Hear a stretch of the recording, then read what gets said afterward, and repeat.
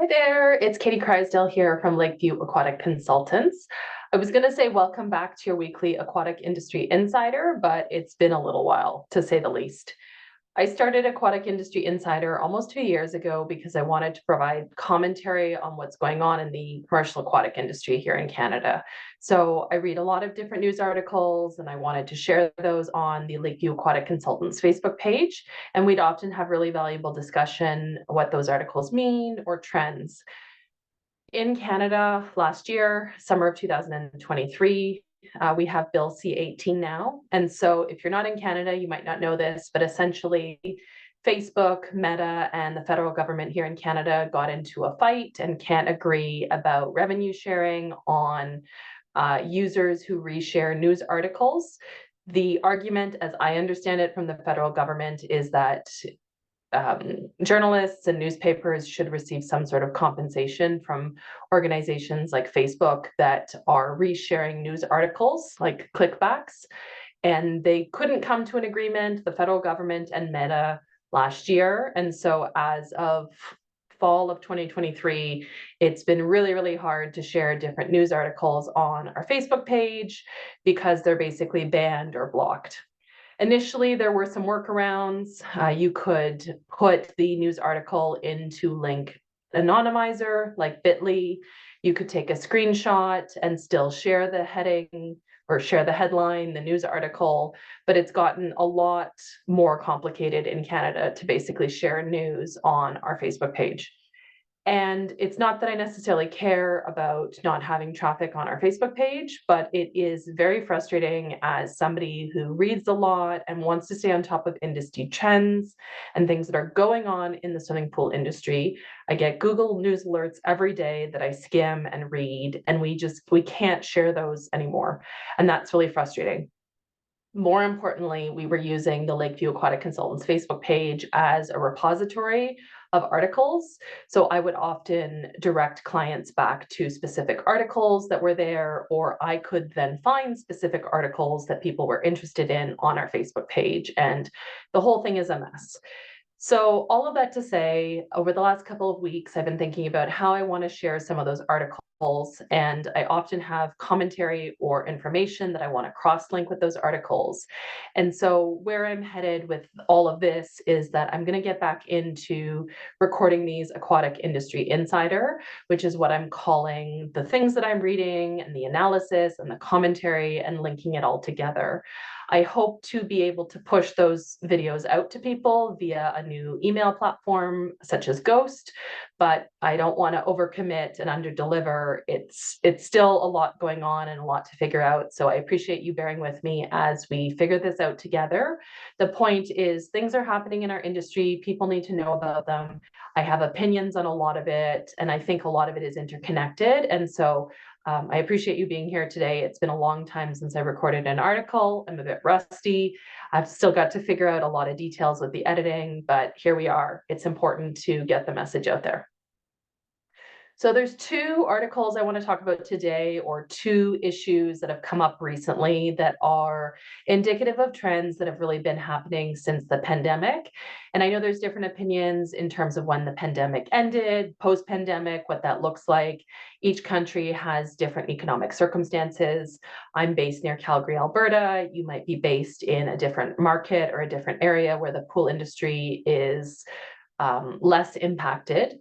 But here in Canada, we've had an economic recession in the last year, 2023, 2024, very strong US dollar, which has made the Canadian dollar doesn't stretch your money very far.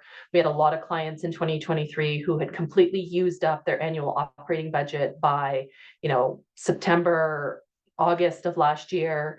Utility expenses had gone up a lot. So heating expenses, gas expenses, utility expenses. So the tie-in for all of this is that we're really starting to see the floodgates open when it comes to commercial pool closures, specifically older infrastructure and municipalities, and people starting to, receipts are coming due, as they say. So I want to talk about two different announcements. The first one is going to be Winnipeg, Manitoba, and then we're going to circle back to what's happening in Pembroke, Ontario, which is one of these articles that I tried to share on Facebook when it first happened in early January. Wasn't able to successfully share it in a way that people knew what was going on, or didn't necessarily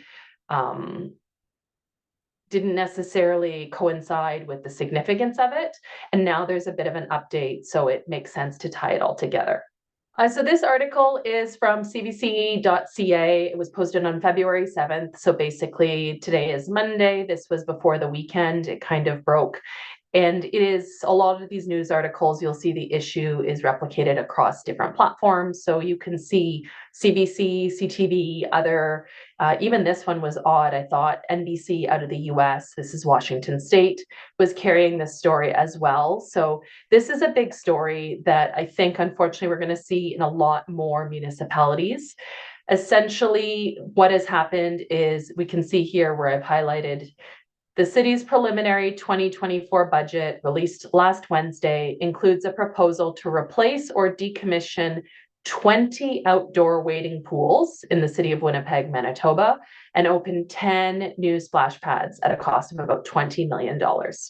Additionally, if that isn't enough, the Eldon Ross Indoor Pool and Happy Land and Windsor Park outdoor pools would also be closed in the coming year.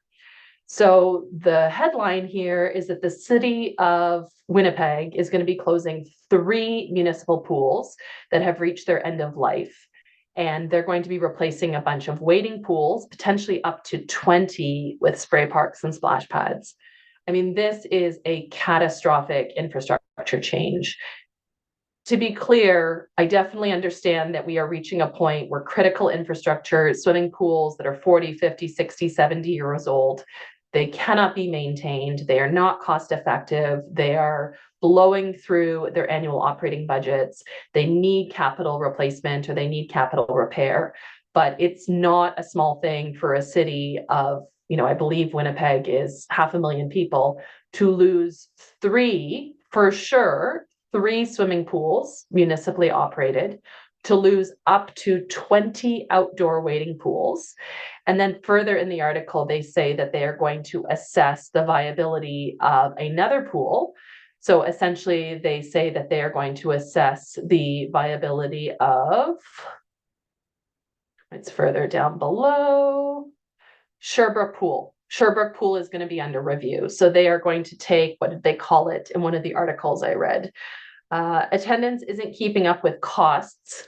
Of course, pools lose money, but the city of Winnipeg is going to spend a few years assessing the operating costs relative to the usage and the revenue, and then make a decision about the Sherbrooke Pool, which unfortunately, I don't want to be a spoiler, but I'm going to imagine is also going to result in potentially dramatic decrease in operations or closure. So couple of things here I just wanted to comment on. I mean, this is a huge catastrophic impact for the city of Winnipeg. I cannot stress this enough. For a city to lose 3 swimming pools for sure, to have a 4th on the cutting block, to be going after all of these wading pools and then to replace them with spray parks or splash pads. The idea is not a bad one. I wrote an article that was published in Pool Pro a couple years ago. This is where it says here to spray. This was published in 2022. And I did talk about a trend coming out of the US that we were starting to see where municipalities were essentially saying spray parks and splash pads are easier to maintain. They don't require the staffing of a commercial pool. They're less cost to build, right? Cost, ease of operation, safety, novelty, the ability to future expand. There is no question that spray parks and splash pads serve a value in the community. I question, though, how many splash pads can you get 10 new splash pads at a cost of 20 million Canadian? I don't necessarily think so. Unless there's bulk pricing, unless these unless these spray parks and splash pads are being installed in parks that already have existing infrastructure, like bathrooms or concrete work or utilities, I don't know that you can build a splash pad in 2024 or 2025 for $2 million. At least not a big one. You can build a small splash pad with 1 or 2 features for under $1 million, but you're not necessarily going to have bathrooms or showers, any sort of shade structures, benches, not necessarily going to have a lot of concrete for future expansion. Maybe there's the opportunity for an RFP to get it done, like I said, in bulk, volume discount, but I am heartsick for the city of Winnipeg that essentially they're going to lose all of these pools, that it's going to have a dramatic impact on all levels of programming, population, access.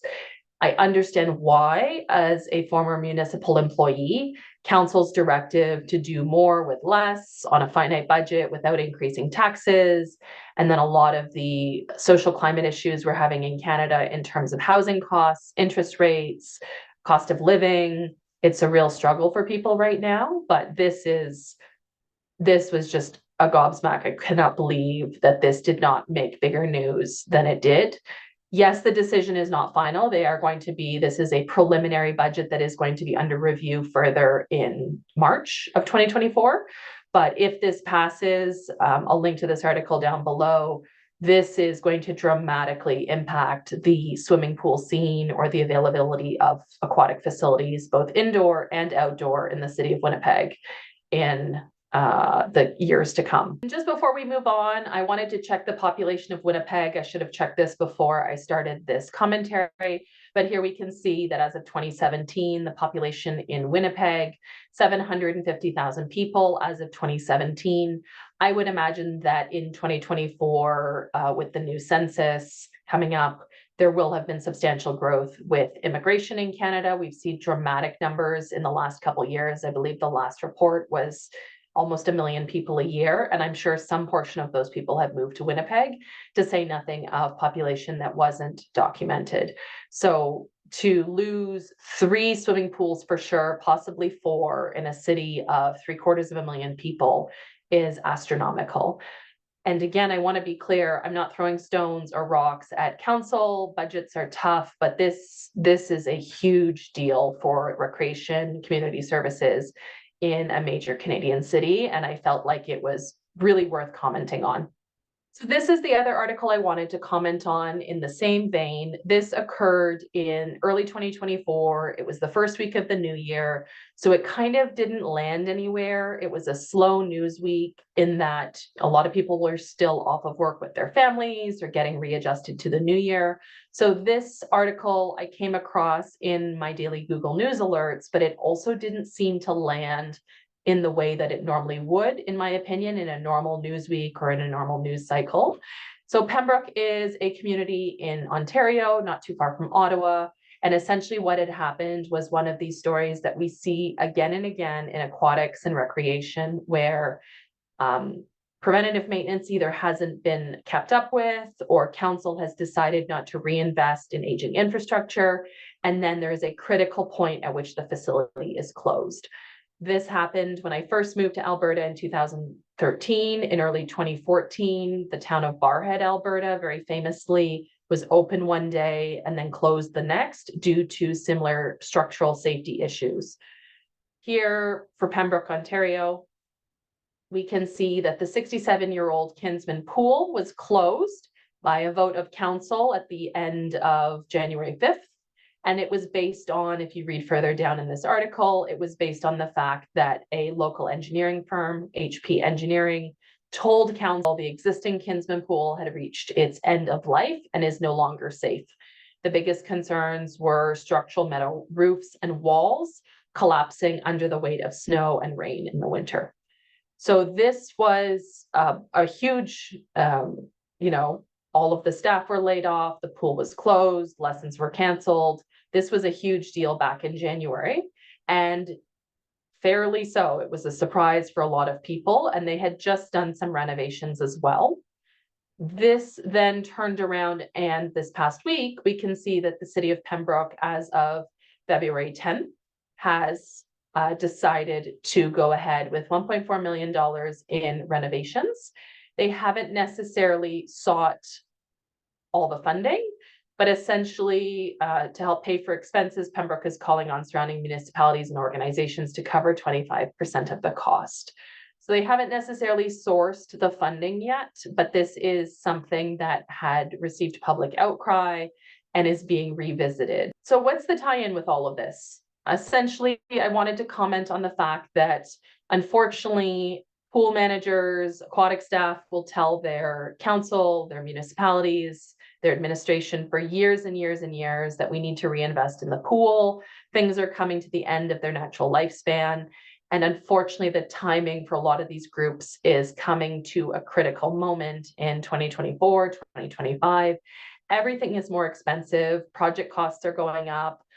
Loan costs are going up. Lending is going up.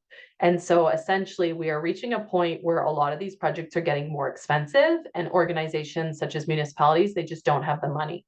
And that's understandable, but this problem is only going to get worse before it gets better. We've seen a lot of deferred maintenance costs in a lot of different organizations. They're expecting magically prices to go down or availability to go up, and that's just not the case. In other cases over the last couple of months that I want to circle back to as time allows, there was a big one in Vancouver, I believe. The outdoor pool had just had a $3 or $4 million investment and is also at a critical stage for whether it can continue to be used. And I don't have that article queued up to discuss, and I've already been talking long enough as it is. But I wanted to basically say, I guess, a welcome back. I'm hoping to do this more regularly. I think there's a lot going on in our industry, and this is the only mechanism that I know of right now in which to share that, with Facebook no longer allowing news articles and what have you. So I appreciate you watching to the end. I appreciate you being here and being patient into the swing of things. If there's any specific articles or topics you want to see covered, let me know in the comments below, or shoot me an email at Katie, Katie, at lakeviewaquaticconsultants.com, or you can send us messages through Facebook or Instagram. We're on all social media, even though it doesn't always work for the message. So thanks so much for being here. We'll see you again sooner than last time. Bye for now.